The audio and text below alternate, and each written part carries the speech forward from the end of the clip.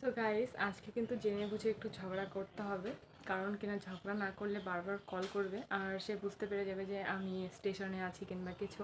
তো ঝগড়া করলে আমিও একটু অ্যাভয়েড করতে পারবো যে ঝগড়া হয়েছে তাই ফোনটা রিসিভ করছি না কিংবা কোনো কিছু।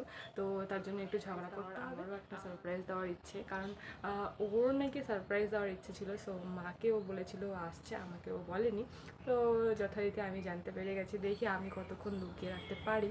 তার জন্য কিন্তু আমি অলরেডি ঝগড়াও করে নিই। ঝগড়া করার পরে ফোনাফোনি এখন আপাতত বন্ধ আছে, বাট তবুও জানি যে ফোন আসবে। সো একটু অ্যাভয়েড করতে হবে আমাকে। আর 4 মাস পরে তার সঙ্গে দেখা হচ্ছে। তো সে জানে আমার টিকিট হয়নি, তো তার জন্যই বেসিক্যালি একটু ঝগড়াটা হয়েছে। তার রিয়াকশনটা কী হয়। সে আমাকে বলেছে 26-এ না আসে 27-এ আসো, মানে 25-এ টিকিট করো, তাহলে 26-এর টিকিটটা হয়ে যাবে। সে পৌঁছাবো, সে নাকি আমার জন্য ওয়েট করবে।